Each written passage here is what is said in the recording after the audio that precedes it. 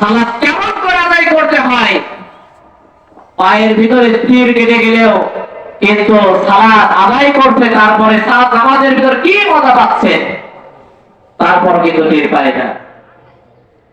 বিশ্বনবী সাল্লাল্লাহু আলাইহি ওয়াসাল্লাম দুইজন সাহাবীকে যখন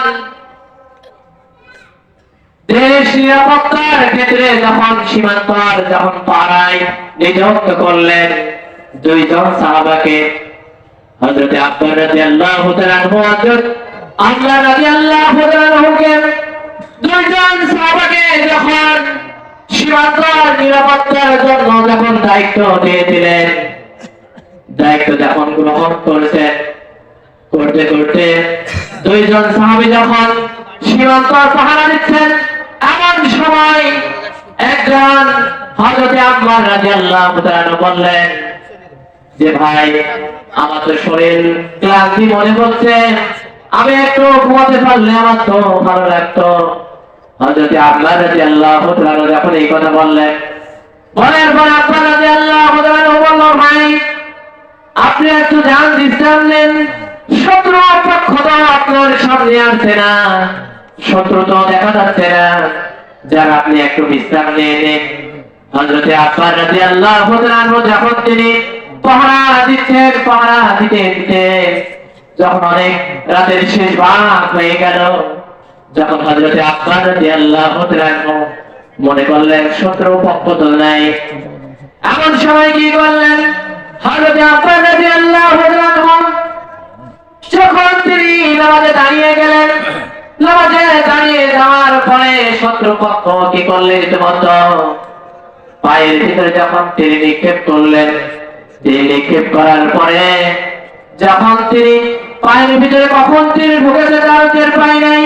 দ্বিতীয় পায়ের মতো যখন শত্রু পক্ষ যখন পুনরায় যখন আবার যখন তিনি নিক্ষেপ করলো, তিনি নিক্ষেপ করার পরে যখন কি করলো, ওই তীরের আঘাতে যখন রক্ত ফিলকি যে হযরত আম্মার রাদিয়াল্লাহু তাআলা ঘুমন্ত ছিলেন, তার যখন চোখে যে যখন পড়ে গেলেন, পড়ে যাওয়ার পরে হযরত আম্মার রাদিয়াল্লাহু তাআলা যখন ঘুম ভেঙে গেল, ঘুম ভেঙে যাওয়ার পরে কি করলেন, জাগ্রত হয়ে দেখছেন হযরত আব্বাস রাদিয়াল্লাহু তাআলার পায়ের ভিতরে তীর গেঁথে গেঁথে শত্রু পক্ষ তাকে তাক করে ফেলেছেন, তাকে নিশানা করে ফেলেছেন। এরপরে যখন আম্মার রাদিয়াল্লাহু তাআলা যখন এক রাকাত হয়েছেন, দ্বিতীয় রাকাত হয়েছেন, নামাজ সমাপ্ত হয়েছেন, তারপরে দেখেন কেমন করে নামাজ আদায় করছেন, তারপরও কিন্তু পায়ের ভিতরে টিপ ঢুকেছে কিন্তু টের পাই নাই। এরপরে যখন কি করলেন, হযরতে আম্মার রাদিয়াল্লাহু তাআলা বললেন, ভাই আপনাকে তো শত্রু পক্ষ টার্গেট করেছেন, আপনার পায়ের ভিতরে তীর ঢুকে গিয়েছে, আপনি কি দেখেছেন? বলল, ভাই আমি তো টের পাই নাই। বলল, আমি যখন আল্লাহ তাআলা যখন তেলাওয়াত করতেছিলাম, নামাজের ভিতরে এত মজা পেতেছিলাম, আমার পায়ের ভিতরে কখন তীর ঢুকেছে আমি তো টের পাই নাই ভাই। এরপরে হযরতে আব্বাস রাদিয়াল্লাহু তাআলা যখন কি করলেন, তার পায়ের ভিতরে তীর বের করলেন, বের করে তাকে নির্দিষ্ট স্থানে যখন নিয়ে আসলেন। আর আজকে দেখেন আমাদের সমাজের মানুষ কেমন করে, যখন মসজিদে যায়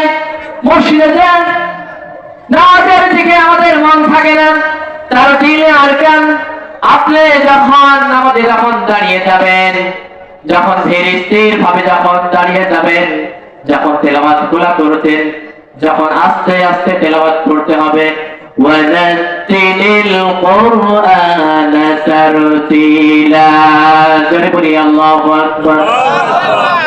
আমরা যখন নামাজে দাঁড়িয়ে যাব, তারতিলের সহিত তারতিলে আরকান ধীরে সুস্থে আস্তে আস্তে করে আমাদেরকে নামাজ আদায় করতে হবে। এরপরে যখন আমরা রুকুতে যাব, মনে হবে রুকু থেকে আর উঠবো না, যখন সিজদাতে যাব, সিজদা থেকে আমাদের মনে হবে আমরা উঠবো না। আমাদেরকে নামাজের প্রতি অবশ্যই গুরুত্ব দিতে হবে, ঠিক কিনা বলেন? যদি আপনি পাঁচ ওয়াশাত পড়লে শাফি ইবাদাতিল্লাহ, বিশ্বনবী সাল্লাল্লাহু আলাইহি ওয়াসাল্লাম বলেছেন, তবে 7 শ্রেণীর মানুষকে আল্লাহ তাআলার আরশের নিচে ছায়া দেওয়া হবে। কয় শ্রেণীর বলেন?